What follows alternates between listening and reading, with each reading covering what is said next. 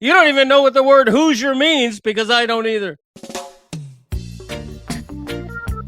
This is the Greg Cote Show with Greg Cote. Pardon it. Here's your host, Greg Cote.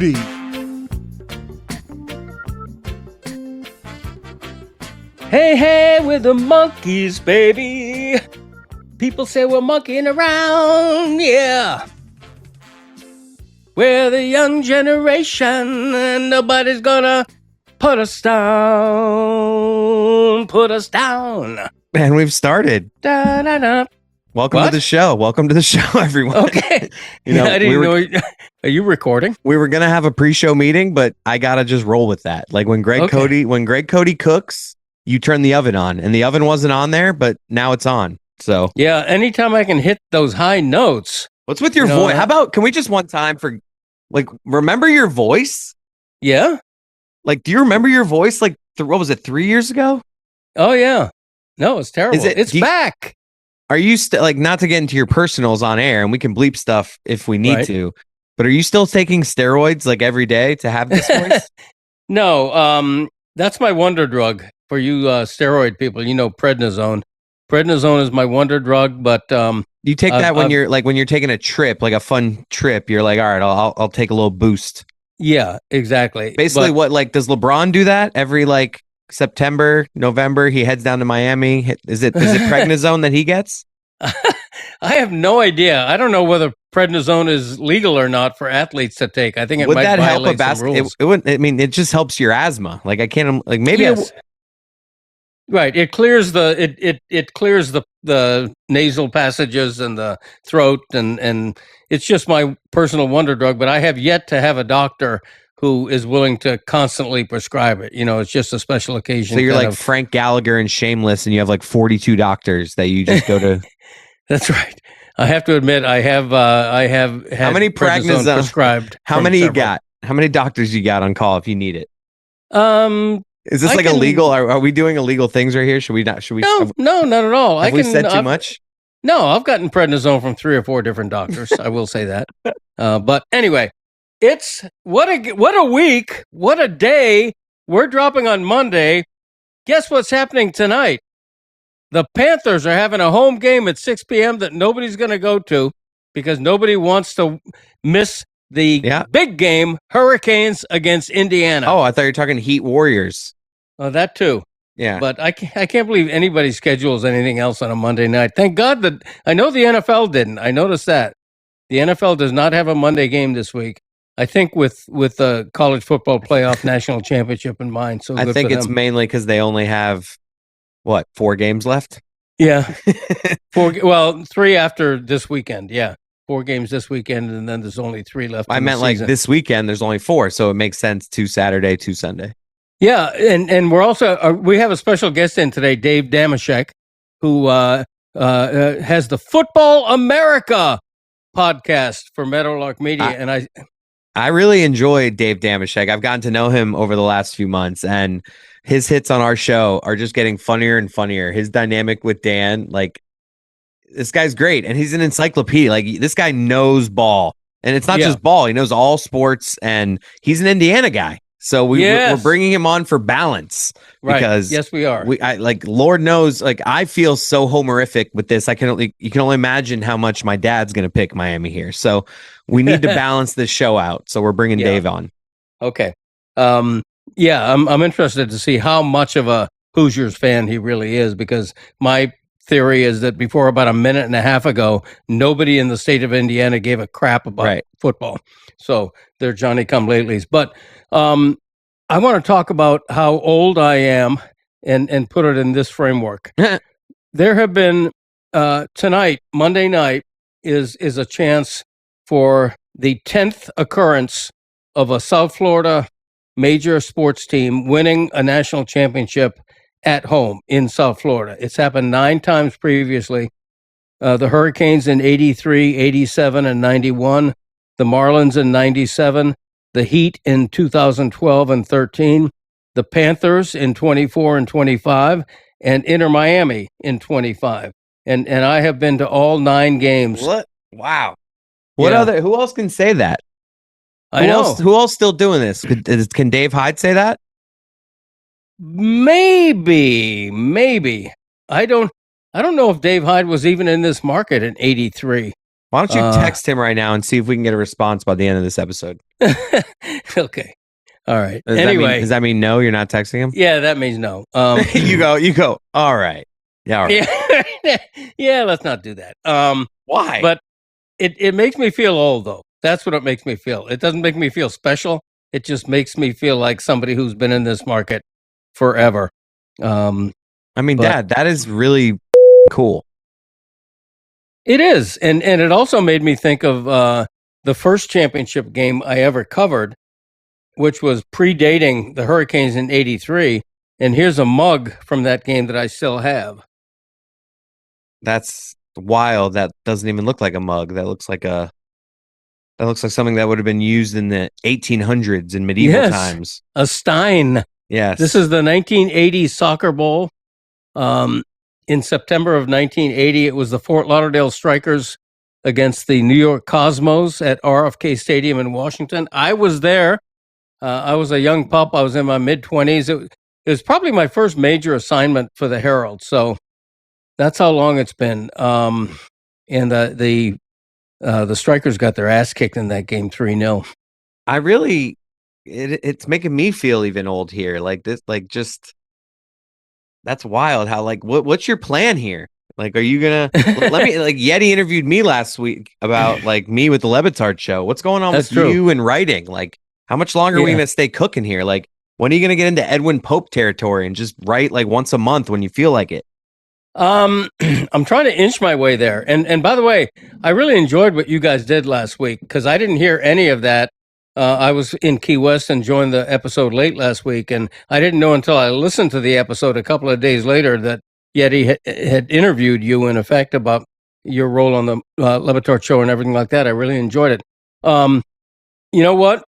I have no idea when or how it's going to end for me professionally, and I think about that a lot. I tend to think about it this time of year, like after the first of the year when everybody's taking stock of their lives and New Year's resolutions and all that stuff.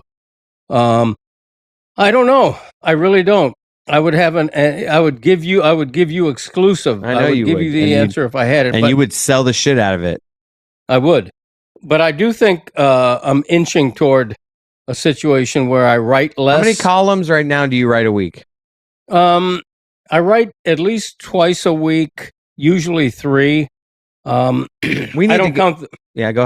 I don't count the bells and whistles like my NFL quarterback rankings and polls that I do and stuff like that. I'm just talking about regular, real columns. Let's get that number tugged down to a nice 2, and I think that's a decent start. I think so. I think so. But I have no plan to give up. This podcast is a day too, so right now they got you working 4 days a week. True. That's probably true. And they're kind enough to give me a day for the Levitard show. So the Herald's been good to me. I can't complain.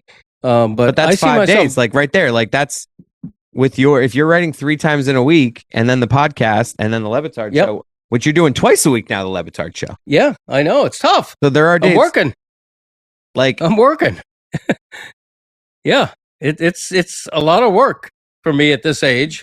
But sometimes when people stop working, Oh, I know the Bobby Bowden phrase, which is retirement is the next to last big event in your life. Yeah. That's what he always used to say. And he's been proven right with everybody who ever lived.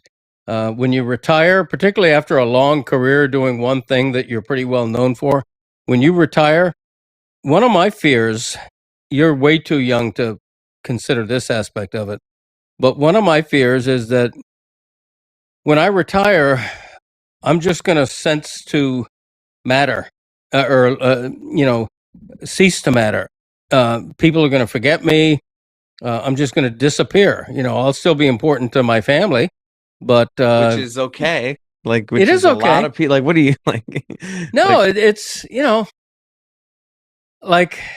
and it's not just me in my business. Yeah. I have a dentist. I for decades I went to this dentist, same dentist. Yeah. and he was an older guy. He didn't retire until he was like 80, 82, but he finally retired. Very prominent local dentist. And if I were him, I'd be worried about the thing that I'm identified with, the thing I've spent my whole life being identified with. Yeah. Has just disappeared. It's voluntarily disappeared. Yeah. I've given it up. I feel like that's just like, because as somebody who, I'm thinking about like, 6 years from now, like, if Dan's not doing the show anymore, like what's next down the road? Right. Like 5-6 years, that's why I'm like stand-up comedy and stuff.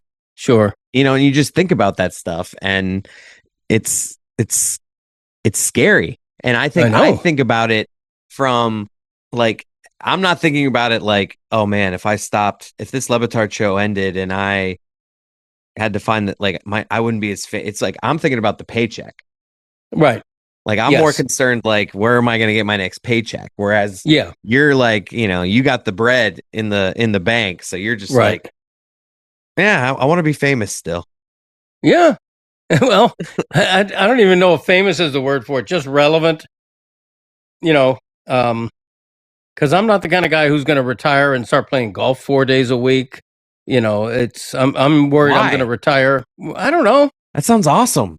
Okay. Like get competitive at like with the other old guys at the club. Like every morning you're out there, you like wake up, go play golf, you're back home by 1 p.m. Like, right. Like Uncle Dick does it. I mean, he only does it once a week, but like I know. Well, once a week I could do it. Why? I just don't understand why you couldn't golf 3 times a week? That would be a lot for me. Yeah. You've never tried it. Nor do I want to. I love bowling. I don't want to bowl 3 times a week. So there's nothing you want to do 3 times a week. Probably not. No. I'm debating whether I want to write columns 3 times a week. That's like if you cut right to the choice. If you just told me what's one of my hobbies? Like if you told me I just had all the money in the world, obviously I would still do what I'm doing right now with the Le Batard show. But just say like 20 years from now, like 30 years from now, when I'm getting close to your age, if I just have 50 million in the bank and I can literally do whatever I want, like you give me a life where I can like play 2 or 3 rounds of golf a week and maybe go play a little poker a couple days a week. Like I would do both of those things multiple times a week as just like, that would be good. Well, you like to gamble. You like to play poker. I don't gamble or play poker. Well, I'm just talking about golf too. I'm more just talking about hobbies. Like, what are your hobbies? What do you enjoy? Like, what is something you would like? I want to do this every day. I could play golf once or twice a week at the most. I enjoy cooking. I would spend a lot of time just creating new dishes and doing stuff I've never done before in the kitchen. I would probably buy a bunch more horses. And by the way, Team Valor, my horse syndicate, was lovely enough for Christmas. They sent me this little wine stopper with the Team Valor logo on it. Isn't that cool? Oh, nice. Isn't that cool? Yeah, that is cool. And by the way, my horse Isla Grande, I didn't mean to divert here, but my horse Isla Grande is still being trained by Bill Mott. He's the trainer who led Sovereignty to the Kentucky Derby win. Bill Mott is training Isla Grande right now in upstate Florida, and we're moving toward a race in February, which I pray is going to be at our local track, Gulfstream. There's a chance it's going to be in Tampa. Even if it's in Tampa, I'm going to drive up there and see her run because I'm really excited about Isla Grande in a way that I never quite was with Calmly, my previous racehorse. So, man, Isla Grande sounds like a Mexican restaurant. It sort of does. I have to admit, Grand Island. We think she's going to be great. She's done great in breezes so far. What? Do you know who else deal with breezes? Trees. Who? Well, people not into horse racing don't know. You're not into horse racing. You read an email that she's doing all right in breezes. Okay, no, you don't know. Do you know what a breeze is? You don't know jack squat about. Okay, you know what? I found a new thing. You better study up. I'm gonna get a horse racing expert on here just to expose you. Fine, go ahead. No. I dare you. I love this bit. Like, and I'm giving you a heads up. It might be next week. Okay. You better study up because I'm going to get someone that really knows the ins and outs of horse racing, of like all the terms. Okay. And I'm going to say, expose some, like we have a fraud in our midst. Okay. I'm not a fraud. I don't know nearly as much about horse racing as, say, my buddy Clark Spencer, who I'm a partner on Isla Grande. But the way we're going to do it is they're going to show up. We're going to welcome them in, introduce them. And then I'm going to say, all right, Dad, impress this person, talk horse racing, talk about your horse, get into detail, the nitty gritty, really, flex your muscles here. Right. And then you're going to speak for about a minute and a half, say nothing. And they're going to like hear all your weaknesses. And then they're going to pounce right back at you and be like, okay, what'd you say here about this? And then you're going to be like, the breezes is it's when the, okay. See, you have no idea. No, I don't, but you don't either. I do. I'm about to tell you. Dave Dameshek's here. We got to get to him. Okay. Let me just say one thing before we let him in. A breeze for a horse is a run that they have that is not top speed. It's not full out, but it's close to it. A horse runs several breezes before they get them up to full speed. And so Isla Grande right now is in the process of running her last breezes before she goes full out in a competitive race. Wow. So, and she looked very good. I want to bring Dave in on this because I want you to explain to him how little of a horse you own. It's actually a full-size horse.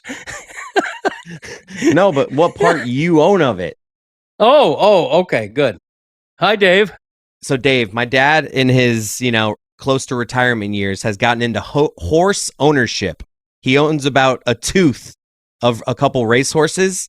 And Dad, explain to him what's going on that you were just talking about with your horse. I own like 2.5-4%. The tip of the right ear of a racehorse, a filly named Isla Grande, who's training right now with Bill Mott, who's a Triple Crown winning trainer. His horse Sovereignty just won the Kentucky Derby. So we have a great trainer for this horse. It's a big horse racing syndicate. I own a small piece of what we hope is a big horse. And Christopher's making fun of me because occasionally I use a horse racing term named like breezing. And he's just thrown tries to shame me. The guy spent $2,000 on horsing, and he swears he's like this. He doesn't know what he's talking about. He's faking his way through this. Are you a horse guy at all? I know nothing about it, but I'm fascinated by the subject, and I love this move that you're in a position in life to become a horse owner. Even I'd leave out the little detail about how little of it you own. I would just exactly, be a pony magnate. But you know what's great about owning even a small piece of a racehorse is that you are considered the owner. Small example: if my horse wins a race that I'm at, I'm in the winner's circle, Mr. 2.5%. I'm in the winner's circle. Yeah, so it's a kind of a neat thing. You haven't been there in. yet, so don't start celebrating. Well, my previous horse did win, but she raced only in Europe, so I never got to see her. This horse might race at Gulfstream, which is our local track in the Miami area. So that would be terrific. I see you, Dave, wearing the enemy shirt. Indiana. No, that's what you talked yourself into. By the way, very quickly, since you just touched on fashion, before we leave the horse version of it, and we can talk about pigskin fan stuff. Have you already considered? I hope you have. I would assume that's one of your top one or two things you think about when you get a thoroughbred is like, what am I going to wear to the Derby? Yeah. So that when my horse wins, I look just right. Oh, he's got nothing. That cutaway to the owners and trainers, like that's one of the iconic things where you're jumping up and down and they will keep repeating that shot over and over again for the next 45 minutes after the race is concluded. They'll be like, there he is, the owner. Look at him. Look at him. 4% Cote. That's what I was going to say. I don't know if they're showing tip of the year owner guy. It's usually like the guy that owns this part, like the whole It could be. It could be. Well, the syndicate I'm in is mostly schmoes like me. Travis Kelsey happens to be one of our owners. Guy Fieri from the Food Network is in our syndicate. Those are the guys we're going to see the reaction of at the probably. Derby. Gotcha. Yeah, probably. Man, I gotta go get my hard hat from all the names that are being dropped. I know. Now the horse racing hat I would have to wear probably is some sort of a fairly wide brim straw hat is what I'm imagining. You know, yeah, I think that's right. Yeah, yeah. I've seen Tom Brady and his pals hanging around the big race there. But yeah, I think. Listen, like I said to Lebitard last week and to everybody else on the show, you guys, first things first, I have to spiritually assert as a fan, you don't get both. You do not get to say, if you are entering this game, and, if you want to rationalize, if you want to apply your brain power to rationalize over the course of the 3.5 hours of the game, that, hey, it's kind of cool that Fernando Mendoza won the national championship here in his homeland, less than a mile away. You don't get to enjoy it. You can intellectually make that decision, but in advance of the game, your heart and your gut have already told you which side you're on, right? So which is it? The U? It's obviously the U. So let's not jive after the game when Fernando holds up the big joint called the that's what it is too. If you see that thing, it looks like a giant joint. When he holds it up, you officially can derive no pleasure from it. I can already hear Dan on Tuesday of like painting the picture with words, painting the story with words of the Mendoza story after they win and trying to get on that side of the story. He's definitely going to try to have it. Like, hey, it hurts a little bit less because he's the prodigal son. He came back and what a great ending to the story. Right. No, it happened against your team. Yeah. You cannot be happy about it. Okay, I'm not happy for D'Amico Ryans. I'm not today as a Steelers fan. Like, hey, it ended Mike Tomlin's career and the Steelers season ended and everything. But hey, good for him, man. He has a good defense. Yeah. Well, see, Lebitard abdicated his throne as a real journalist. I have not yet. So I'm in an ideal world. I'm on record predicting that Miami's going to win. They're going to shock the world. The Hurricanes are going to win. So always, in every case, I root for my pick. Yeah, I mean, you're a homer, though, too. That's your thing. Okay. But. Convenient that you picked your favorite team. Okay, but as somebody who writes for the Miami Herald, where Cubans are king, if Indiana wins, I should say if Fernando Mendoza is my wins, dad about to do what you just said? That's a hell of a story. Yeah, I would love writing that story as well. This is a no-lose situation for me and for Miami. We're going to win no matter what. You're doing exactly what I just pre-admonished you from doing what you're now doing. This is forbidden. I'm admonishing your admonishment. Dad, no. But you have to admit that you are clearly rooting for the Miami story way more, though. Like, yes, will that I'm rooting for my pick. Like, yes. If I know Mario Cristobal very well and personally, yes. I'm rooting for my friend. Okay. That's the difference between a beat writer and a columnist is I get to root for teams. Right. I get to root I for like whatever when these people, when people do the thing, when they become, I have a big issue. I think it is wrong when people are born on third base as a sports fan. And if you're a baseball person and you're born in New York and then you say, I'm taking the Yankees and Mets. I hope whichever. Oh, I'm a hockey fan. I'm going to take the Rangers, the Islanders, and the Devils. Who's ever best? No, shame the devil. You choose one, and not only are you apathetic about the other two, they have to be your two least favorite teams. And so now people are getting crazy with it. I've picked up on this a little bit from some of you guys down there when I've passed through. Yeah. I feel like some of you guys are cool with the U and the Gators. I mean, what the hell? You can't. I meet people too who are born and raised in Pittsburgh who are Pitt fans, and then they go to Penn State and they're like, "Yeah, I like both." No, they're bitter enemies. You don't root for both. It's not like I don't care who wins, Spider-Man or Green Goblin. Either way, like no. Which side are you on? Choose now. I think Zaslow's the only one. He went to Florida and likes Miami, so he's the only one in our midst that does multiple college teams, but. Now, Greg, can I just ask you very quickly? I don't mean to jump in and start steering. But yeah, go ahead.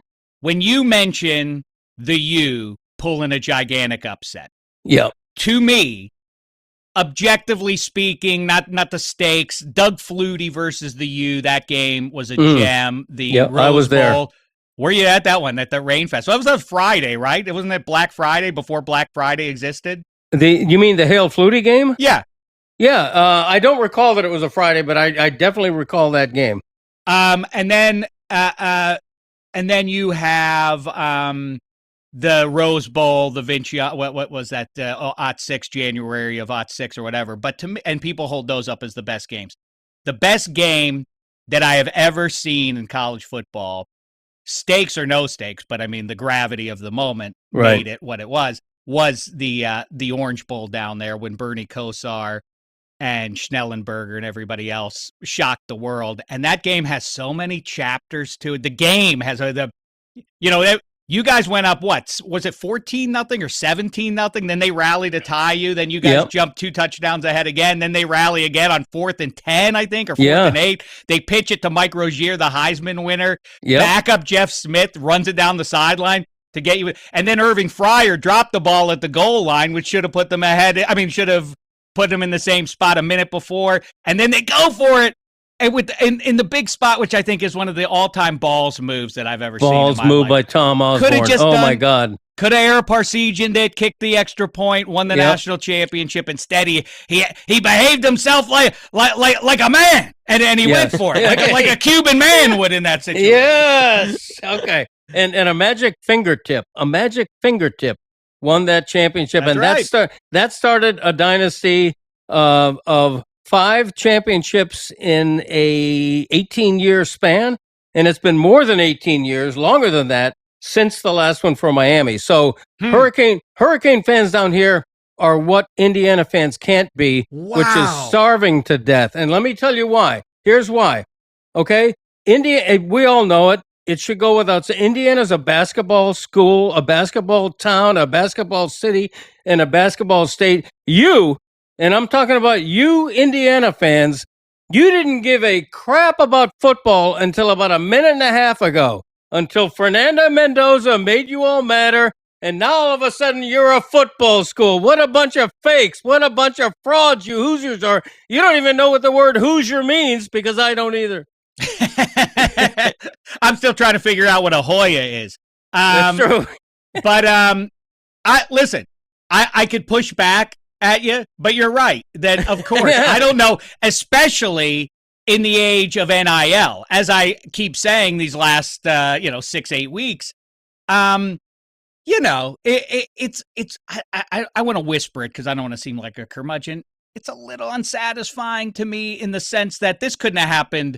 Forget about 25 years ago. This wasn't possible 5 years ago. It is owed largely to the ability to transfer here, there, and everywhere. The Hoosiers have 22, 23, 24-year-olds out there, which offsets, and it's I don't have to apologize for that, because what existed for at least 2 or 3 decades prior, and obviously well before then, was that the Blue Bloods had their pick of the litter, and their depth. The thing that people always mistake between pro football and college football is when the star running back or whomever, actually the U is perfect example for this with the running backs that you guys had at the turn of the millennium with, who were they all? McGahee, Frank Gore, and Portis? Is that Clinton Portis? Yep.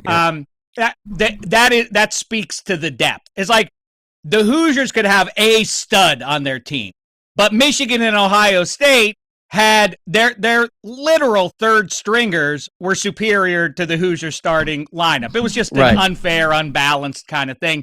So I'm not going to apologize for it. But on the other hand, your point is well taken, because 6 months ago, none of these guys had any association with Bloomington, Indiana. It's crazy. I didn't know about football. I didn't know about Hoosier football. They didn't know anything about the Hoosier State, period, until they arrived somewhere around August. Exactly. And then with all their money falling out of their pockets, NIL and the transfer portal has changed everything. You can no longer have a gradual rebuild in college football, because you have a chance to go from 5-7 to where you are right now in a year or two if you attack and win the transfer portal. And that's what Miami's done. They did it last year with Cam Ward, the most coveted portal quarterback, and they did it this year with Carson Beck from Georgia. And this is where they are. I think Mario Cristobal is a great coach. Here's why. I want you to tell me why you think Indiana's going to win. First, let me tell you why Miami's going to win. Mario Cristobal has done something that UM teams normally don't do. The championship teams in UM have been known for speed. Okay, Jimmy Johnson always recruited speed. Mario, a former offensive lineman, has recruited size on both lines. And I use the word Brobdingnagian, which means gigantic. They have a Brobdingnagian offensive line that I think is going to dominate Indiana. I think Mark Fletcher could run for 175 yards. Homer! I think they're going to keep the ball out of Mendoza's hands, relatively speaking, and I think that's their path to victory. I don't even think it's the home field edge, because the home field edge is diluted from the fact that thousands of people are going to be rooting for Mendoza. And Indiana is going to travel. Yeah, I think so. Why is Indiana going to win? It is a weird thing, although I think Canes fans are probably accustomed to the idea that you're kind of been villainized by for sure. I mean, ever since the Fiesta Bowl against Paterno. Funny how the worm turned there, and who the real villains were when we were watching that game many we didn't moons know ago. at the time. But either way,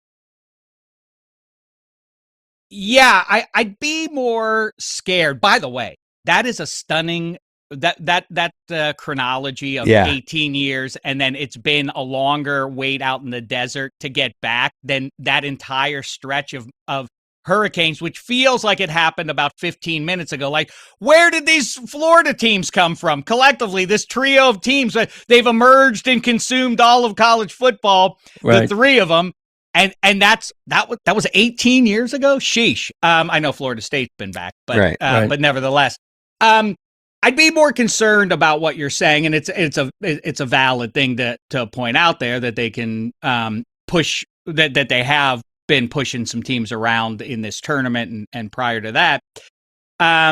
Except that, I mean, in this bizarre upside down season, last year the Hoosiers were good. Everybody remembers they made the tournament, but then they got exposed when they went up against Ohio State and then against Notre Dame even more so. And the reason why was obvious.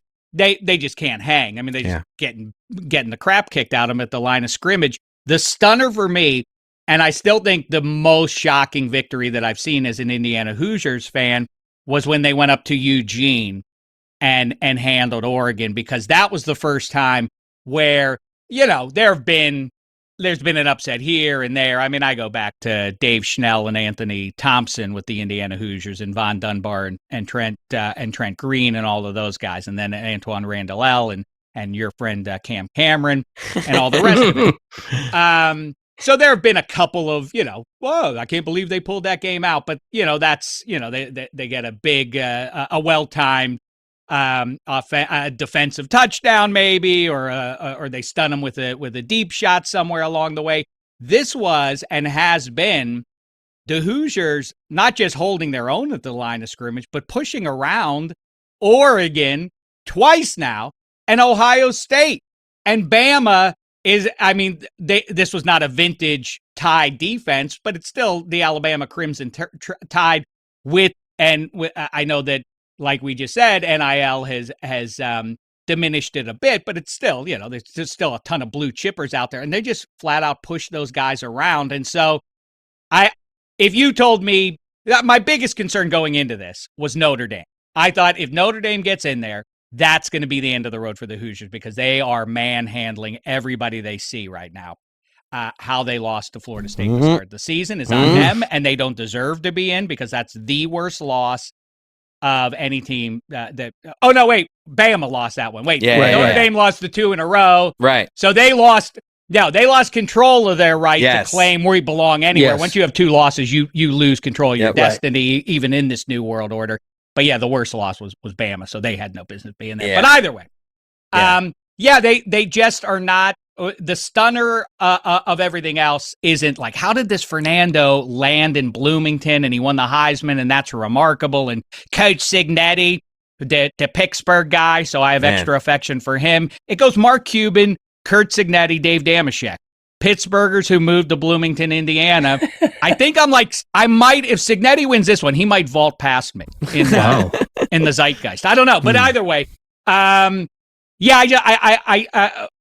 this, from what I've seen the last 3 months, they're unlikely to get pushed around. I know that is the strength of the U. That's sort of the underreported element of the Canes right now. I mean, the 2 teams that you referenced that humbled you last season, I know it's different years, but the Canes have beaten both those teams this season. So, I mean, touche. And whipped them. You guys whipped in Ohio that way, State. whipped them in the way that we're talking about. So, like, or did you finish off what the Hoosiers started for you? Yeah, well.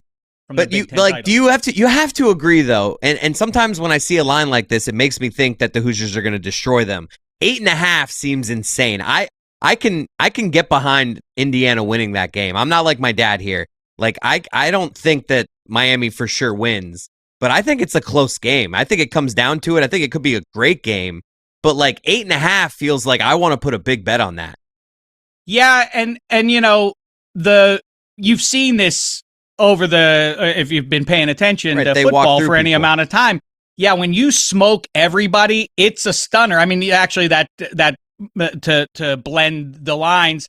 I mean, we could do it with any number of sports, any number of examples, but like I always think about Houston losing to NC State in '83 in the tournament. It's just nobody tested them. So when somebody did finally apply some pressure with the additional pressure of the curse of supposed to, the team that's supposed to do it without question, 8.5 is a big number. You're supposed to go down there and win now, IU. This is not supposed to be as big a test as you've already vanquished along the way. 8.5, like I know it's going to be not. I'm with you. Yeah.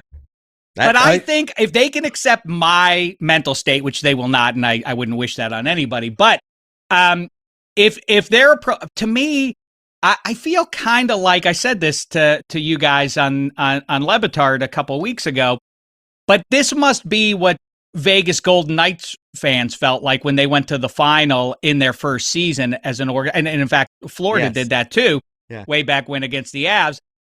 It's there are no stakes. There's no negative down. There's nothing bad. Okay, well, you lost. I don't know when you're going to get. Then you get. I don't know when we're going to be back in this spot. When we're going to have a Heisman guy and all of that. But that set aside, there's, as you say, Greg, there's no history for this. So how sad can if you're the Vegas Golden Knights fan, like Caps might win this series, like. Okay, what am I comparing it to? There's no. I mean, we've never been here. Period. So same thing with the Hoosiers now. Oh, we lost at Miami in the national. The Miami Hurricanes beat the Hoosiers. Yeah, I'll take that. If you told me that 5 months ago, 3 months ago, 2 months ago, I would have signed off on that easily. Obviously, I feel like Signetti though is the perfect guy to like get that thought at it. Like, 'cause he seems like he's the kind of guy that's like he won't let his team see him smile on the sideline because he's like job's not done yet. So like if there's anyone that's going to be like, no, we're not happy to be here, it's Signetti. So I think they're going to be ready. Well, he's got what a lot of people nationally have mistaken for him being a curmudgeon is just him being somebody from Pittsburgh. We sit almost literally on the line between the Northeast with its attitude and snark and sarcasm and otherwise, and Midwestern nice. And so we're right in between, and we're a blend of those from Pittsburgh. Everybody is nice in Pittsburgh so long as you engage them, but they will give you that Northeastern real sardonic kind of like when they cut the Signetti's making the Pittsburghers face. Like you go in to pick up your pizza. You go in to pick up your pizza anywhere in Minio's or otherwise up there, and you walk in there like, help you? Like you're bugging them. Like I'm here to complete my transaction with you to in your place of business. Like, oh, okay, all right, Yins, all right, go here. What I hear? You want some of these? Hey, go ahead. Are you gonna watch the Pens tonight? Yeah, I'm gonna. You gonna watch them? That's how it is. But that's Signetti. He is representative of my people. I like it. Dave, we're going to let you go in a minute. I want to talk a little smidgen of NFL before we do. But first, all three of us, I want a winner and a score on tonight's championship game between Miami and Indiana. I'm going to start. The Hurricanes are going to win 27-23. Next. Go ahead, Dave. It's funny because, Greg, I was literally going to say the number 27, but attach it to the Indiana Hoosiers, who are your national champion. This, for me at least, is a money line game if you're looking to put something on to take something away from the Hoosiers' victory. 8.5. That's what you're going to be thinking about. Right. If you're an actual Hoosiers fan, right? Laying the 8.5. What are you doing? So then in the fourth quarter, like, this is great. Can we get another touchdown? Yeah, you don't want to be in that spot. You're right. So put something on Fernando, his individual totals or whatever, if you're looking to do that. 27. The Hoosiers are going to be hard to score on. How do I know? Because it's been hard for everybody else to score on the Hoosiers so far this season. I'm going to go 27-19. Indiana Hoosiers are your national champion. Okay, Christopher, tiebreaker. I know I just did a whole spiel about distancing myself from my dad, but I really think that this is going to be a close game. So what am I going to be that dick and just pick against the team I'm Don't rooting be that for? guy. You're absolutely I'm going to take the Canes 2017. I think it's a lower scoring game. Wow. Okay. I mean, that's not that low. But well, I was going to say the two tests that they've gotten this year, Iowa and Penn State. Penn State, I think that was, it all had amounted there in Happy Valley to being a game of significance for some reason for them. And the Hoosiers, is another chapter in their ongoing story. And I don't think they were as right for that game going. They survived those. And maybe if it is close, that experience will be enough to save them. But I got to say, Chris, of course, you must be on the Canes right now. I don't like these people who do the emotional hedge bets against their favorite team. No. All that crap. Obviously, when push came to shove, I picked the Pittsburgh Steelers to beat the Houston Texans. Yeah. I knew deep down that wasn't right. But this is why I have such high regard for Greg Cote and his peers. The actual reporters, I know you've moved on from that and are more than merely a reporter. But thank goodness for delusion and bias and everything else. This is the place for it. That doesn't mean we don't need reporters anymore, everybody. Right. Stop listening to the grotesquely wealthy out there who own the other 96% of the thoroughbreds. We still need them. Yes, the impossibly powerful don't want you asking them hard questions because they want to stay at the top of the mountain. The rest of us need fact and shared reality and all the rest of it. We can take a little detour from it when your favorite team's playing in the national championship. Best wishes, fellas. Do I mean it? I'll tell you on Tuesday. Okay. All right. We're gonna Dave go with will be, I believe, right with us Monday, right? You're gonna be with us for the live watch along. I'll be there. Win or lose on Tuesday, and then we can continue to talk about it on Wednesday if you still want to do that, or we can move on to the fact that the Pittsburgh Penguins are ahead of the Florida Panthers in the chase for a playoff spot. Yeah, most people are at this point. The Panthers not doing great without a couple of their best players. Anyway. Two quick NFL questions. The first is parochial.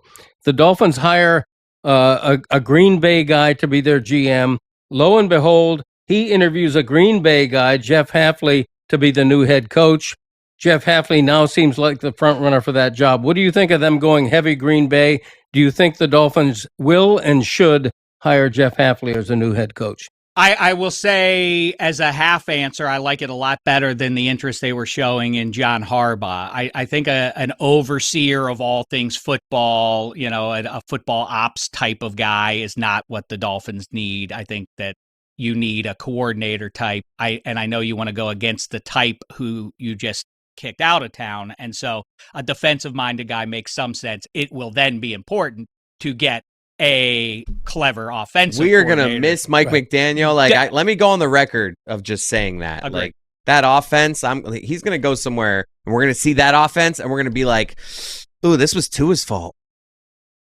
Well, I mean, I think people overstate. You got to have guys who get along in the locker room. I mean, plenty of teams have won championships with guys who are ne'er-do-wells and don't have good relationships sometimes.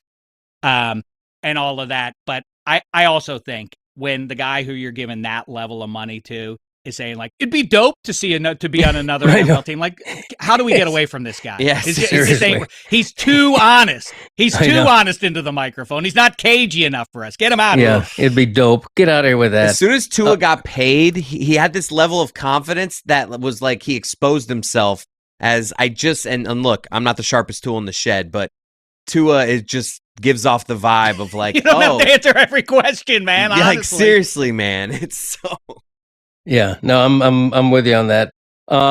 Dave, final question. NFL down to its final 8 teams as we record this. No, we're not doing this, Dad. No, Dad, I'm not doing this. This comes out Monday. Right. I have been saying I want to see if Dave's comment holds up. I hate my dad. This is a tension me and my dad have. We record on Fridays and it comes out Mondays, and he always wants to break down NFL when we're going to have results after we speak. Right. And then this is going to come out Monday. So this is But here's something that I like to do with that because I can't help it. I have to react to whatever's in front of me, and these games are in front of me, so I completely get where you're coming from.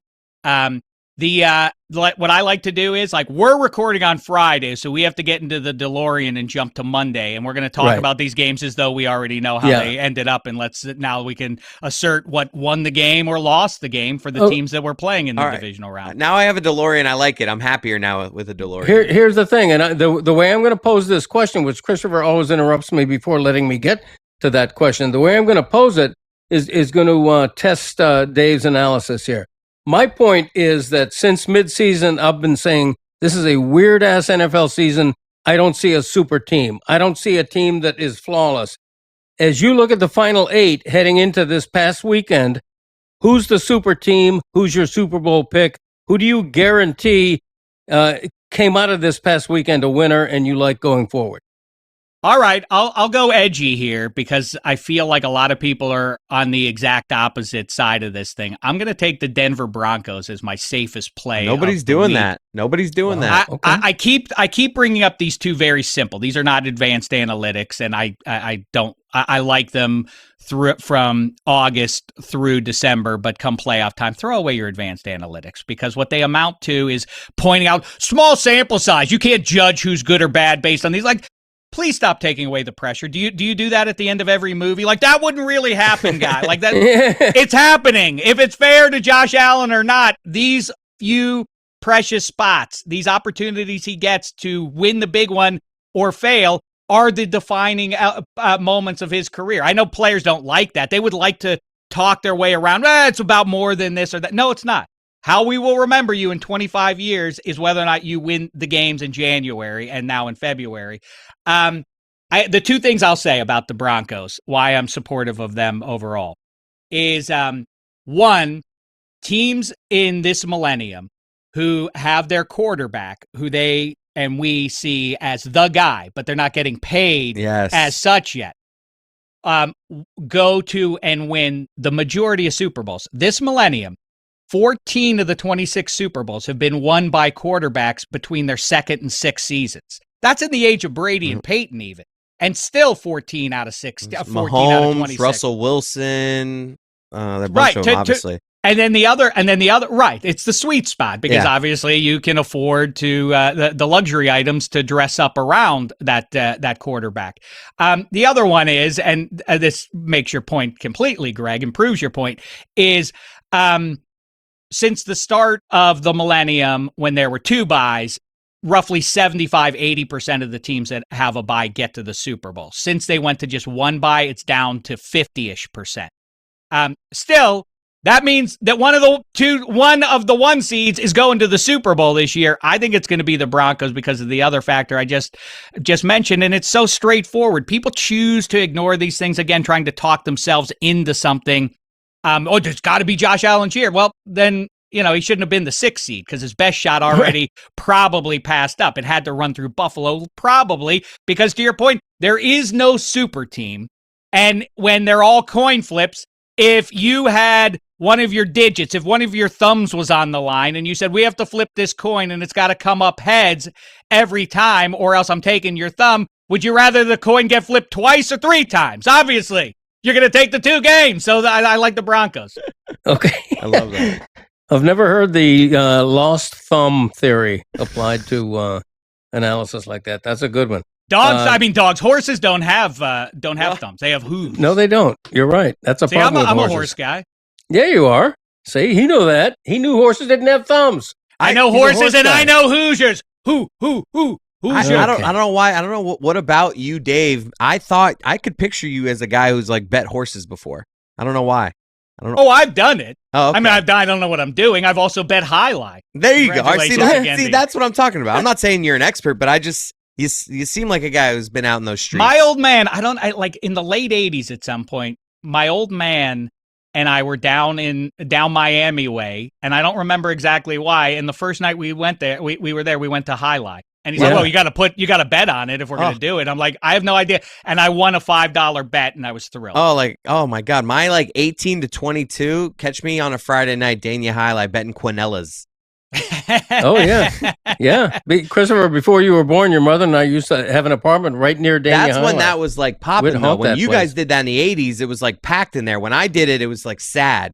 It was like me and like 20 other guys in like their 60s, like chain smoking cigarettes and just like, yelling at the players, like yelling at the players. You know what we need? We have pickleball. Everybody does now. Everybody thinks they know everything. Why isn't there recreational highlight? Or am I just living in the wrong part of the country? You mean you're looking at a guy who owns a championship highlight team. Let's get out there. Yeah.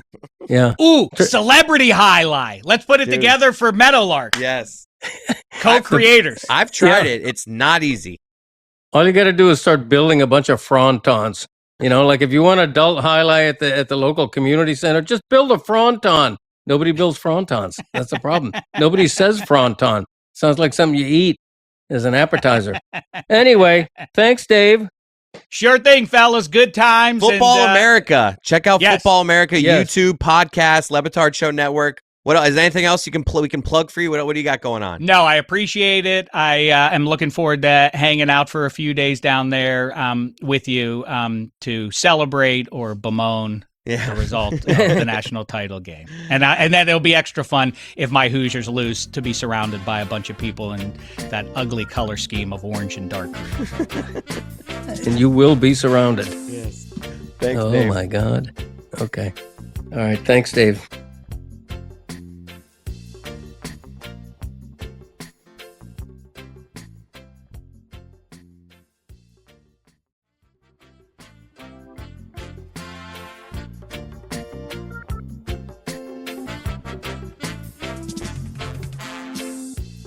Oh, man. I love Dave. He's fun. Dad, all right, we got things to get to. Give me the top 50 phrases. Let's go. Let's update it. The Greg Cote Show with Greg Cote in partnership with Greg Cote presents Greg Cote's Top 50 Catchphrase Countdown. Brought to you by Greg Cote. Okay. All right. Here we go. This is the third installment of the Greg Cote Show with Greg Cote in partnership with Greg Cote presents Greg Cote's Top 50 Catchphrases Countdown, brought to you by Greg Cote. We're doing 2 per week. We've had 50 and 49. I'm fuller than Vern Fuller, and where's my click click? We've had 48 and 47. Hey, Butterfinger, and punt. And now. Wait, do we have Where's My Click Click t-shirts available? You know what? I think we either do right now. Check out the merch store. Let's put the pressure. We will soon. Let's put the pressure on Yeti. Let's say they're out, and if not, Yeti will get in with one of his producer notes and say when they'll be available. Yes, but as far as we know, if there's no producer note, go to the Greg Cote. What is it? Shop.thegregcoteshow.com. Something like that. Exactly, and look for the "Where's My Click Click" t-shirts, brand new. And now, number 46. Scranton. That's right. My one-word imitation of Joe Biden. Scranton. See, that one feels like it should be in the 40s. The other ones, there are a few other ones that I've been like, whoa, those seem undersold. This one feels appropriately rated. Okay. And now, like number the 40. idea that you think Scranton is ahead of almost anything that you've had on the list. Like I would have had Scranton below everything you've had on the list so far. Okay. But it's your list. It's Greg Cote's list. Thank you. Thank you very much. Number 45. I'm busier than a one-armed paper hanger. Okay. That originated with my father. Paper hangers, for you young kids, there used to be like wallpaper, and a paper hanger would be on a ladder, and with one hand he'd be holding up the paper, with the other hand he'd be doing the glue. No, I've heard you say it. You've said it on the Lebitard show as well. I have. And that spawned an alternate that I made up, which is I'm busier than a one-legged punter. So nice. That's the alternate version of that. Yeah, exactly. Yeah. You know, when you're going to do 25 straight weeks of a bit, they're not all going to be winners. That's fine. Okay. Okay. All right. And now, dad jokes. He's always kind of thinking that his puns are in vogue. He cracks himself up like an egg with a yolk. And now Chris's morale is broke. Dad jokes. Number 3, why did the cheetah always lose at hide and seek? Why'd you say cheetah like that? Why did the cheetah always lose at hide and seek? Cheetah. Because he was always spotted. Correct. That's exactly right. Number 2.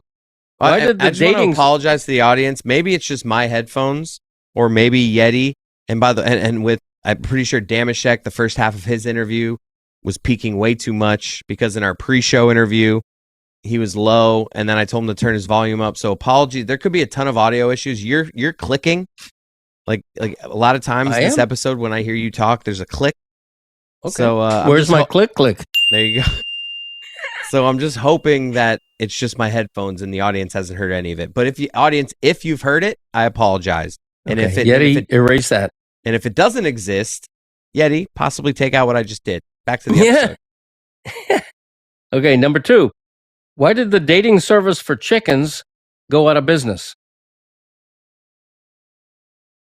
The dating service for chickens went out of service. Went out of business. Why did the dating service for chickens go out of business? Hold on. Take your time. Nobody's hearing this dead silence. I don't know what. It couldn't make hens meet. Okay, next. Number 1. Why should you never brush your teeth with your left hand? I don't know. Because a toothbrush works better. Oh. That's pretty good. That got a smile out of Chris Cote. For those of you who aren't watching on YouTube and only listening, that got a smile. A rare smile. A rare dad joke smile. Well, because that's one of those ones that's just like, you know. There are 3 things that interest him, so sit right back for 3 facts, Jack. Number 3. The state of New Jersey and some counties in Oregon are the only places in the United States that prohibit self-service gas stations. Prohibits? Yep. You can't pump your own gas in the state of New Jersey. It's illegal. Subjects you to a fine. Like they're just at every gas station, every pump, there's somebody? Yep. And do you tip them? I have to move to New Jersey and situate there and get in the rhythm of the day to figure that one out for you. Number 2, the largest muscle in the human body is the gluteus maximus, or buttocks. Not for me. I love me. the way I said that. Buttocks. Not for me. No? Did you hear this week, famous comedian Andrew Santino said that I look like I have a huge cock? What? Yeah. Who said that? Andrew Santino. I mean, you don't know who Andrew Santino is? He's one of the more famous comedians, I'd say, going right now. And how did that come up? He's friends with the show. Okay. He's a ginger. Okay. And he referenced something about because nobody wants to see a ginger do that. And I just made the gesture as a joke, to the camera, what the hell? And he's just like, see, there's my ginger. Hey, don't worry. He started talking to me, and then Dan said something to cut me, I think. And then Santino had my back, and he's like, Chris, don't let Dan do that to you. He's just insecure because you have a much bigger dick than him. Wow. Yeah. Okay. Congrats. And then we're all like, what? He's like, no, I have a good sense. I can tell by looking at somebody. Yeah. And he could tell that Dan has he thinks Dan's the opposite. Yeah. Yeah. A lot of people do. Yeah. All right. Well, father, son on that, Christopher, and congratulations. A lot of people do about Dan. It's funny. Yes. Well, that's what I've heard. Number 1. As if you've had many conversations with people about Dan's penis. It's an open discussion. Number 1. The best-selling U.S. breakfast... I'm going to let you guess the answer. The best-selling U.S. breakfast cereal every year since 2009 is... See, I want to guess something because it's a big part of a snack that gets made. Am I on the right track? I'm not sure what you mean by that, so just make an answer. I have 2 guesses I want to do. I'm going to go with my gut with what I thought it would be. It was just Cheerios. You're close. The answer is Honey Nut Cheerios. No, that's what I meant. Nobody eats plain Cheerios. That's exactly. Right. I meant the regular Honey Nut Cheerios. But you didn't say it. That is 1,000%. I got it right. I was also going to say Rice Krispies because I know a lot of people make Rice Krispie treats. So I thought maybe that would be popular for multiple reasons. See, I would have said Frosted Flakes. Yeah, I would say that would be a top 5 guess. Yeah. Plus, whatever happened to Wheaties? We don't eat Wheaties anymore. I don't Americans. Frosted Wheaties. We don't eat I used to Wheaties? like Frosted Mini Wheaties. Yeah. Oh, I hate mini Wheaties. My dad used to eat those. They had mini Wheaties when your dad was around? They had what am I thinking of? What's the word for it? Those little blocks of like hard. They were. Yeah, like that's what I mean. But like the frosted ones where they put like a coating of like vanilla sugar. Okay. Those are awful. I couldn't even stand to watch my dad eat those things. It looked like he was eating like congealed hay. Anyway, speaking of hay, we're wrapping it up right now. That had nothing to do with wrapping it up. You go, speaking of hay, we're wrapping it up right now. Like, what? Hey, we're wrapping it up right now. Speaking of hay, it's like the opposite of hay. Hay would be hello. We're saying goodbye. That's true. We are saying goodbye. Hello. I say goodbye. Okay. A very quick personal note. Ron McGill and I are speaking at a book fair this coming Saturday, January 24th at the Maine Miami-Dade Public Library. We're talking about the book, The Pride of a Lion. It'll be Ron and I. If you're in the area. This is not the new book. No, this is The Pride of a Lion. Look it up. It's early afternoon. Next Saturday, January 24th at the Maine Miami-Dade Public Library. If you're in the area, come out and say hello to Ron and I. Buy a book, get a book signed, whatever. Thank you, podcast family. Thank you, Dave Dameshek. That was funny. He's good. Yes, he's a good guy. I love him like a pet. And you see the way he regurgitated. You're just nodding along, having no recollection of any of that game. How many times did you do that in that hit with Dameshek? What are you talking about? Where he was like referencing a game in the 80s. Oh, the Hail Flutie game. I saw you, though, in those moments, try to engage with him. Like, yes, of course. Right. You don't remember the details of that game. Like, when he's asking me, asking me, wasn't that a Friday game? How the hell do I know? Right. It was in 1984. But like that one game he referenced where they went down 14-0 and then they came back. Like, do you remember what he's talking about? Or you're just like nodding along? Like, yeah. No, I was just nodding politely. I didn't have 14-0. All I care about was the final score, 31-30. You covered all those games, and look at his knowledge of it. Like, that's pretty impressive. I don't care about 14-0. The final score is all that matters. I'm Greg Cote, and that's the way it was back in my You care about 14-40. Ooh, you got me on that one. 14-40. Will it make the countdown? You never know. Thanks, Pod Family. We'll see you all next week. Bye-bye. Why would just your address make the countdown? This is like catchphrases. Nope, I think it has to be there. 1440 is not a catchphrase. Punt is not a catchphrase. No, it's a punt word. Is a phrase, like you use it comedically. Like 1440 is just your address. Like that's not a catch. Like this is so annoying. 1440. So annoying. Thanks, Pod Family. Love you. See you next week.